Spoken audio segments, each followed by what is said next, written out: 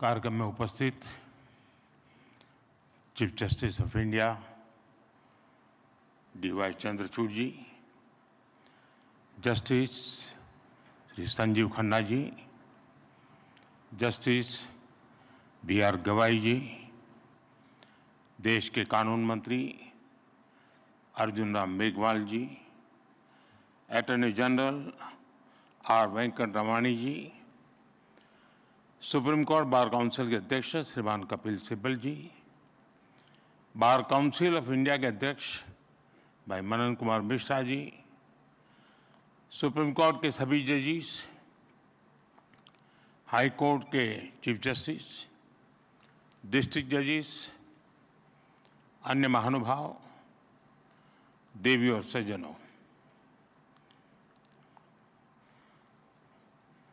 आप लोग इतने गंभीर है तो उससे मुझे लगता है समारोह भी बड़ा गंभीर है।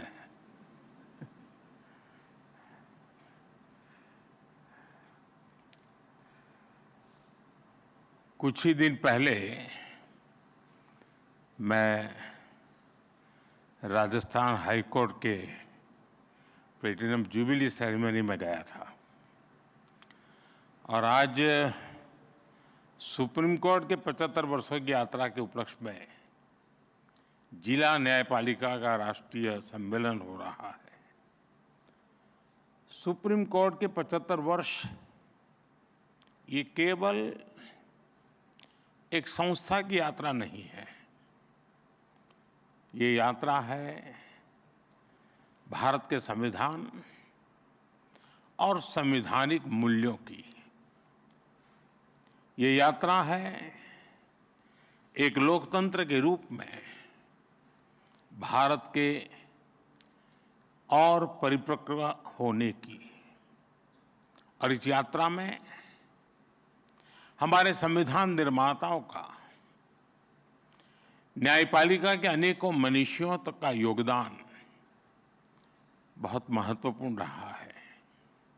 इसमें पीढ़ी दर पीढ़ी उन करोड़ों देशवासियों का भी योगदान है जिन्होंने हर परिस्थिति में न्यायपालिका पर अपना भरोसा अडिग रखा है।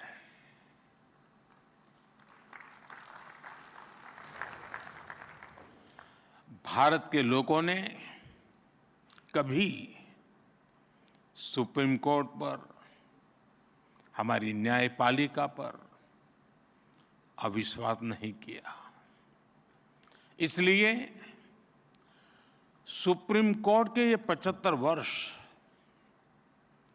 मदर ऑफ डेमोक्रेसी के रूप में भारत के गौरव को और अधिक बढ़ाते हैं।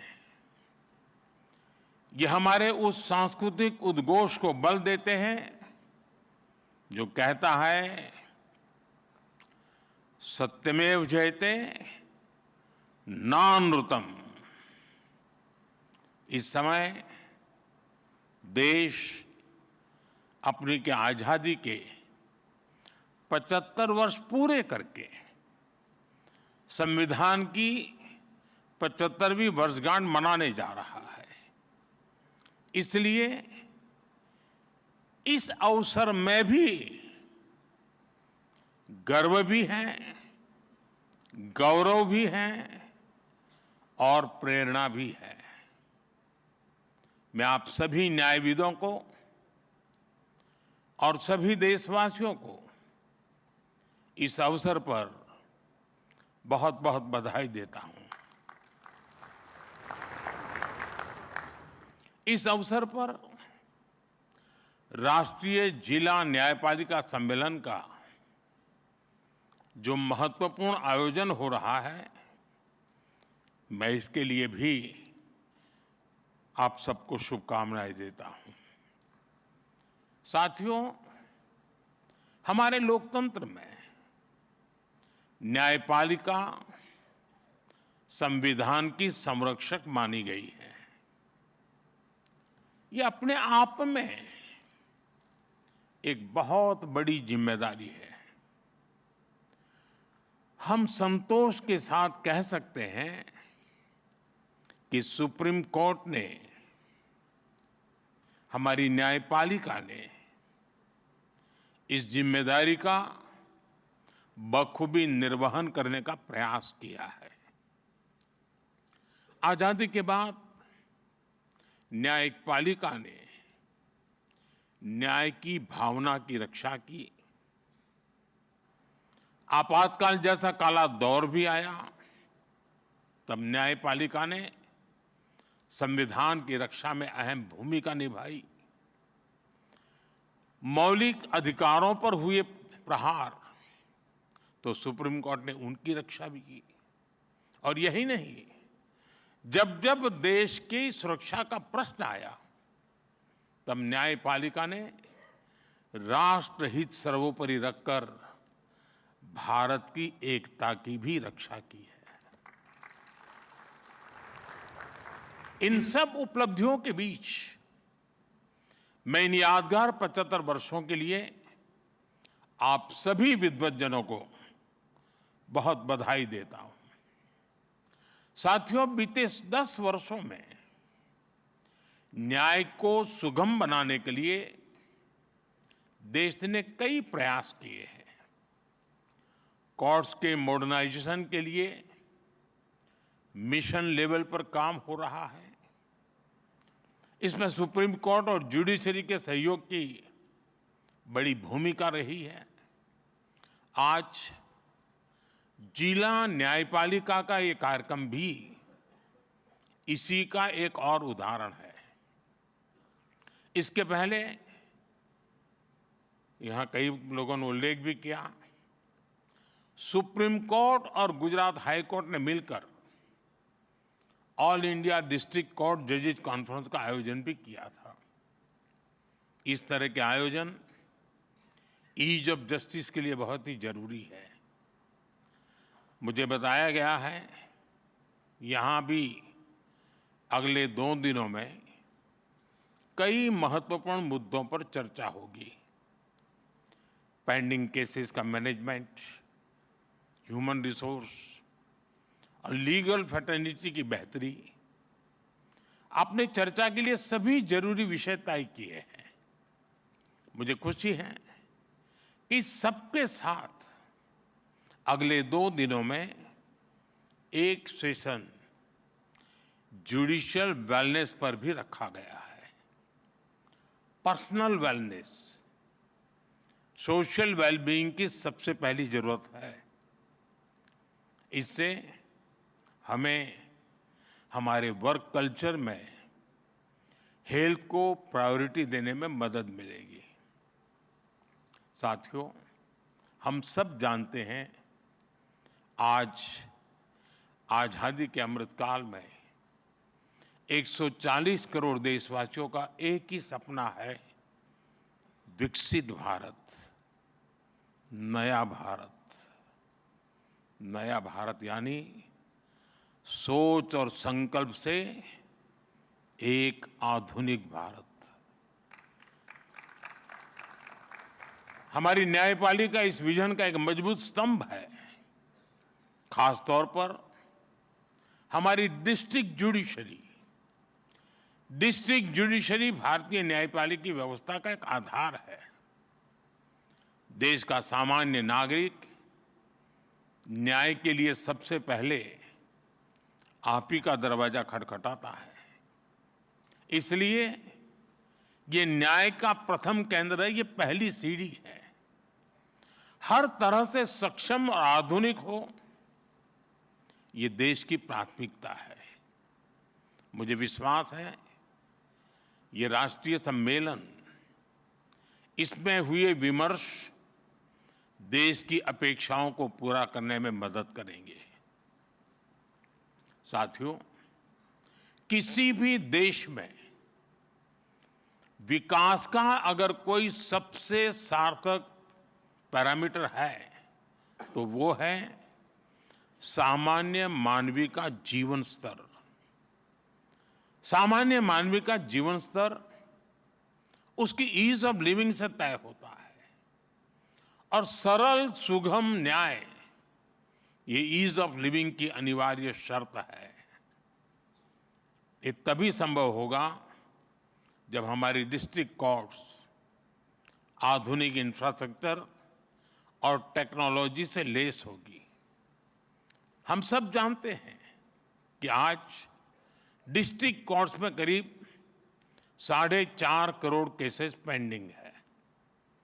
न्याय में इस देरी को खत्म करने के लिए बीते एक दशक में कई स्तर पर काम हुआ है। पिछले 10 वर्षों में देश ने जुडिशियल इंफ्रास्ट्रक्चर के विकास के लिए लगभग 8,000 करोड़ रुपए खर्च किए हैं। आपको एक और तथ्य जानकर खुशी होगी, पिछले 25 साल में जितनी राशि जुडिशियल इंफ्रास्ट्रक्चर पर खर्च की गई, उसका 75% पिछले 10 वर्षों में ही हुआ है। इन्हीं 10 वर्षों में डिस्ट्रिक्ट जुडिशरी के लिए 7,500 से ज्यादा कोर्ट हॉल और 11,000 रेजिडेंशियल यूनिट्स तैयार की गई है। साथियों, मैं जब लीगल फ्रेटर्निटी के बीच आता हूं तो ई कोर्ट्स का विषय आना बहुत स्वाभाविक है। टेक्नोलॉजी के इस इनोवेशन से केवल न्यायिक प्रक्रियाओं में तेजी ही नहीं आई, इससे वकीलों से लेकर फरियादी तक हर किसी की परेशानियां भी तेजी से कम हो रही है। आज देश में अदालतों का डिजिटाइजेशन किया जा रहा है और जैसा कि मैंने कहा, इन सभी प्रयासों में सुप्रीम कोर्ट की ई कमेटी अहम भूमिका निभा रही है। साथियों, पिछले वर्ष ई कोर्ट्स प्रोजेक्ट के तीसरे फेज को भी स्वीकृति मिली है। हम एक यूनिफाइड टेक्नोलॉजी प्लेटफॉर्म तैयार करने की दिशा में आगे बढ़ रहे हैं। इसके तहत artificial intelligence, optical character recognition जैसी उभरती हुई टेक्नोलॉजी का इस्तेमाल होगा। हम पेंडिंग केसेस का एनालिसिस कर सकेंगे, भविष्य के मुकदमों का भी अनुमान लगा सकेंगे। पुलिस, फॉरेंसिक, जेल और कोर्ट टेक्नोलॉजी इनको इंटीग्रेट भी करेगी और इनके काम को स्पीड अप भी करेगी। हम ऐसी न्याय व्यवस्था की ओर बढ़ रहे हैं जो पूरी तरह से फ्यूचर रेडी हो गई। साथियों, आप जानते हैं, बड़े बदलाव में इंफ्रास्ट्रक्चर और टेक्नोलॉजी के साथ ही नियमों, नीतियां और नीयत की भी भूमिका होती है। इसलिए आजादी के 7 दशक बाद देश ने पहली बार हमारे कानूनी ढांचे में इतने बड़े और अहम बदलाव किए हैं। भारतीय न्याय संहिता के रूप में हमें नया भारतीय न्याय विधान मिला है। इन कानूनों की भावना है citizen first, dignity first and justice first. हमारे क्रिमिनल लॉज शासक और गुलाम वाली कॉलोनियल सोच से आजाद हुए हैं। सेडिशन जैसे अंग्रेजी कानूनों को खत्म किया गया है। न्याय संहिता की सोच नागरिकों को सजा देगा, यही एकमात्र नहीं है, लेकिन नागरिकों को सुरक्षा देना भी है। इसलिए एक और महिलाओं और बच्चों के खिलाफ होने वाले अपराधों पर सख्त कानून बने हैं। दूसरी ओर पहली बार मामूली अपराधों में सजा के तौर पर कम्युनिटी सर्विस का प्रावधान किया गया है। भारतीय साक्ष्य अधिनियम के तहत सबूत के तौर पर इलेक्ट्रॉनिक और डिजिटल रिकॉर्ड को भी मान्यता मिली है। भारतीय नागरिक सुरक्षा संहिता के तहत इलेक्ट्रॉनिक मोड में समन भेजने की व्यवस्था बनाई गई है। इससे न्यायपालिका पर पेंडिंग केसेस का बोझ भी कम होगा।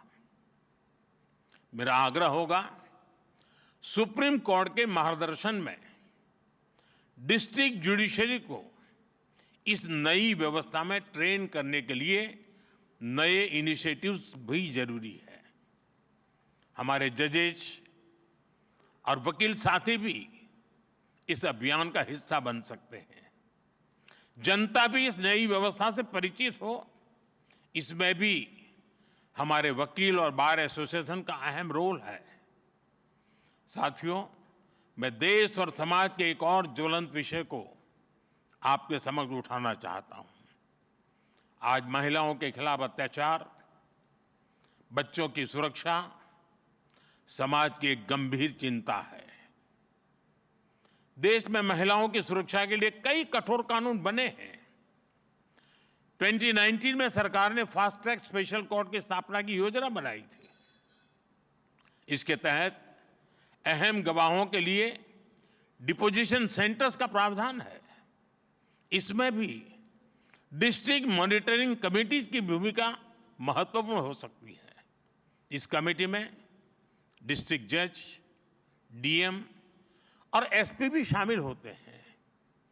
क्रिमिनल जस्टिस सिस्टम के विभिन्न पहलुओं के बीच समन्वय बनाने में उनकी भूमिका अहम होती है।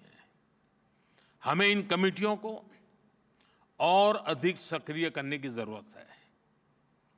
महिला अत्याचार से जुड़े मामलों में जितनी तेजी से फैसले आएंगे, आधी आबादी को सुरक्षा का उतना ही बड़ा भरोसा मिलेगा।